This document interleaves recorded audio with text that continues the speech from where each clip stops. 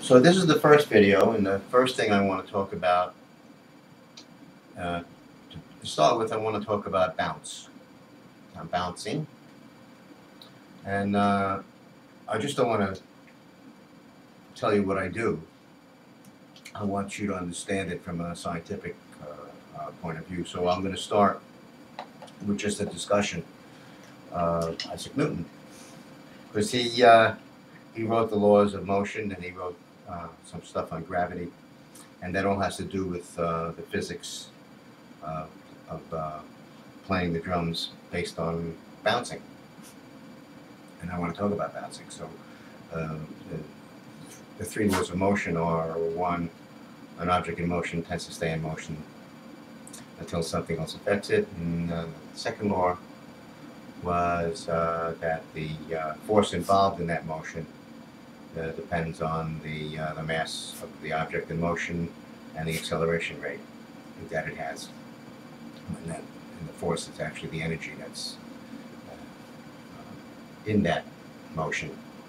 And then the third is that every action will have an opposite and equal reaction. And then the gravity thing, I think everybody understands it. Gravity pulls you to the earth, and the higher you are, the faster it pulls you, because it accelerates to a maximum acceleration rate, but it can be pretty dangerous at a high altitude. And so when the stick is going down, gravity is moving with it. When the stick is going up, gravity is working against it. Because that first law, an object will stay in motion, that means that it won't ever stop. We'll throw a ball and it'll go straight, and it'll just travel in a straight line forever. But it doesn't do that because the gravity affects it and exerts its force, and it has an opposite and equal reaction from the gravity, which pulls it to the ground. So it splits the difference, and there's an arc where it starts falling towards the ground. So it's sort of, it wants to go straight, but the gravity's pulling it down. So that's what happens to the stick too. The stick gets pulled down, and then when it's going up, it has to work against that force going up. So it's easier going down than it is going up. And if you're bouncing a ball, you throw it down, you sort of realize it doesn't really bounce up or almost bounces up to where you started. It loses some energy on the way back. So and that's the nature of the bounce. So when we throw a ball down at the ground, the weight of the ball and the speed of my throw generates the amount of force involved. When it hits the floor, that's going to be the opposite and equal reaction. When it hits the floor, the amount of force it hits the floor with is going to rebound it, minus gravity and whatever energy is diverted into heat, sound, or whatever else happens, that comes out of the force coming back, and then it comes back. So that's what happens when we throw a drumstick. The tip of the stick is really a ball, and instead of letting go of the ball, we just throw the ball and hold on to the stick.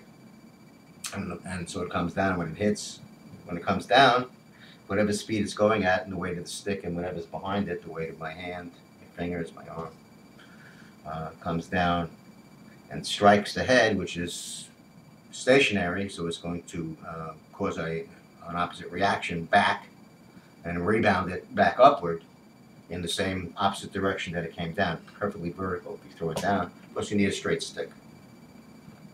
You don't want to dribble a football. You want to dribble a basketball. So we need a straight stick, so that when you throw it straight down, it bounces straight up, and that's what happens. And that's the bounce concept. And it's a little more complicated than that. I talked about the force and acceleration. So to demonstrate that, if I throw the stick down, it comes back. If I throw it down slowly, it comes back slowly. And if I throw it down fast, it comes back fast.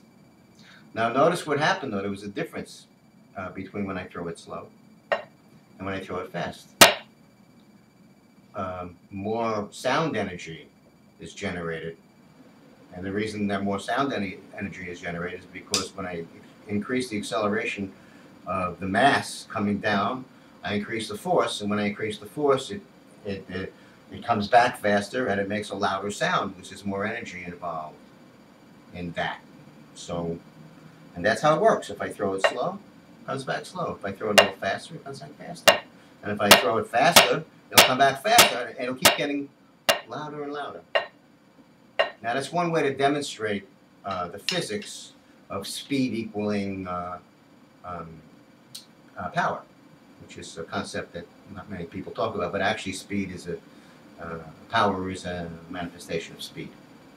The faster you can move your hand in one stroke, the louder you can play that stroke. So I'll demonstrate that in another way. So what I did is demonstrated just playing one at a time. But if we start doing things in time, I can throw it very slowly because I have enough time to separate the strokes.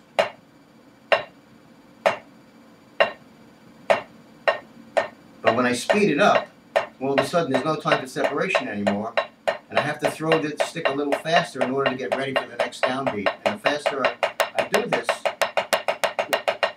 the faster I play the single strokes at this height, the faster I have to move the stick up and down in order to make the timing of getting more and more strokes in the same amount of time. And so the more I do this,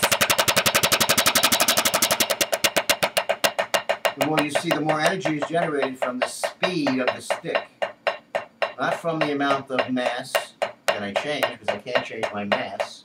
Right? I can't gain weight instantaneously. I don't want to change my sticks in the middle of a song.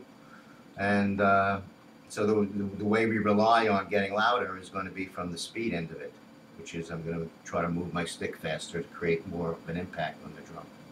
And that's the nature of the bounce, the physics of the bounce. I use bouncing.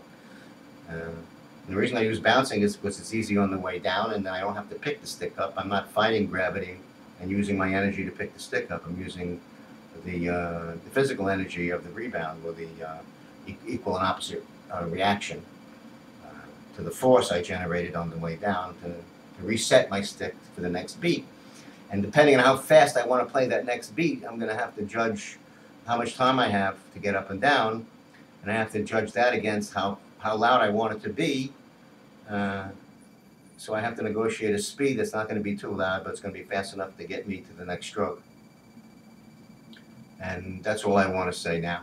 I think that's enough to think about to begin with.